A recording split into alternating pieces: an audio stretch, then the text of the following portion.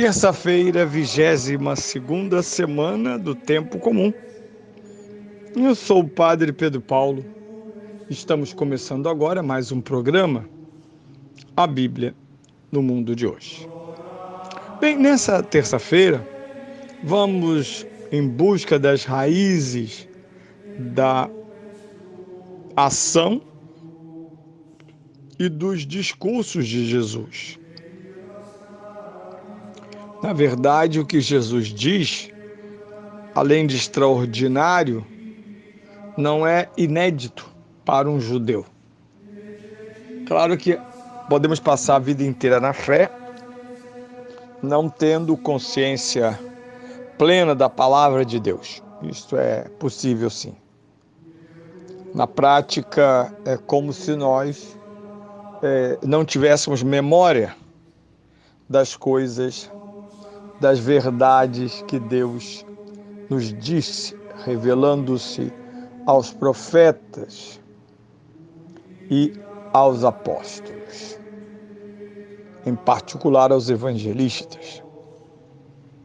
Pois bem, o tema está colocado lá num dos livros, num dos 7 livros sapienciais, o livro de Ben Sira, ou Eclesiástico. Livro de Ben Sira, capítulo 3, versículos 19 a 21, 30 a 31. Filho, em todas as tuas obras procede com humildade, e serás mais estimado do que o homem generoso. Quanto mais importante fores, mais deves humilhar-te, e encontrarás graça diante do Senhor. Porque é grande o poder do Senhor, e os humildes cantam sua glória. A desgraça do soberbo não tem cura, porque a árvore da maldade criou nele raízes. O coração do sábio compreende as máximas do sábio, e o ouvido atento alegra-se com a sabedoria.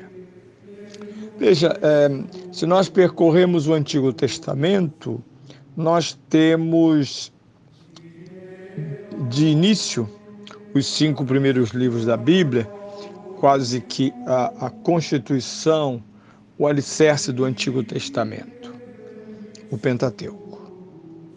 Logo depois temos os livros históricos. E este ano, no mês da Bíblia, vamos por aí falando nas paróquias onde fomos convidados sobre o livro de Josué, o 6º livro do Antigo Testamento. São 16 livros, 5 Pentateuco, 16 livros históricos. Logo depois, 7 livros ditos sapienciais e poéticos, os Salmos, Eclesiástico, Eclesiastes, Sabedoria, Cântico dos Cânticos, Provérbios, e são muitos esses 7 maravilhosos textos que nos chamam a atenção. Logo depois, e assim conclui-se o Antigo Testamento, 18 escritos proféticos.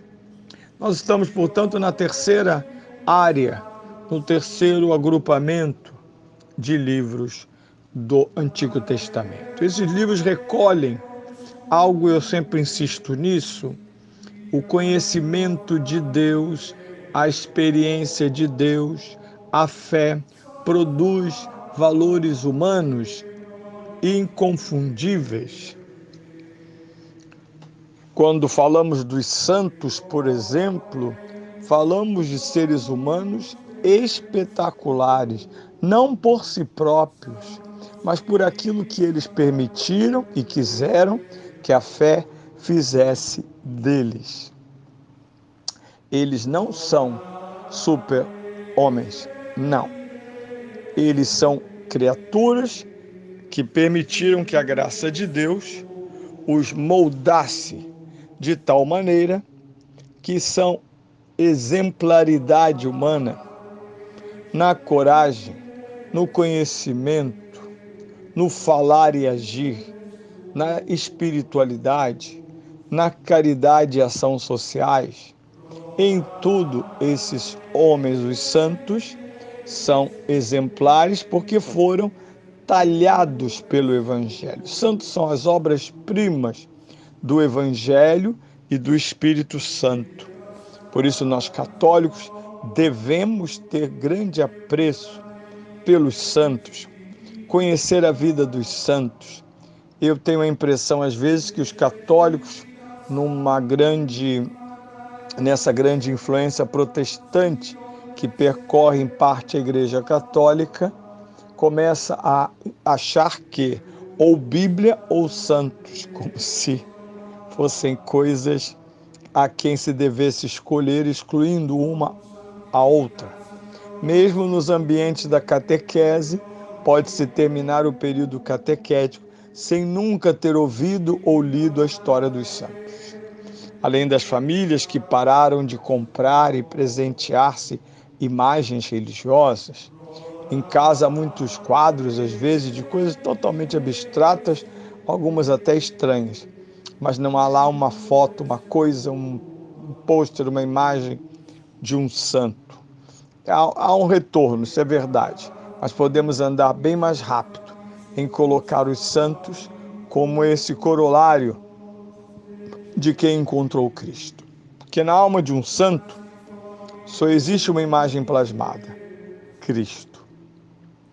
Ora, nesse sentido, Israel, em contato com a revelação divina, foi adquirindo sabedoria. Distinguem-se aqueles que creem pela sabedoria. E hoje o grande tema, um dos mais difíceis, é humildade. A palavra humilde, inclusive, se tornou algo negativo. Quando queremos falar de uma pessoa pobre, desprovida, dizemos que aquela pessoa é muito humilde. Ainda usamos o brasileiro, por causa do português, gosta de usar uns diminutivos. É humildezinho. Humilde é algo que passa pelo signo da fraqueza, da impossibilidade, da impotência. E não é bem visto porque o homem, a cultura humana, em particular europeia, a partir do 15º, 16º século, começou a exaltar o homem, o centro. Todo garoto na escola aprende que nós passamos do teocentrismo ao antropocentrismo. Uma passagem que nunca houve, na verdade, usurpou-se de Deus os créditos pela grandiosidade humana. Reconhecer a grandiosidade humana naquilo que é grande, porque também o humano tem coisas muito pequenas, estreitas, mesquinhas, mas tem coisas grandes.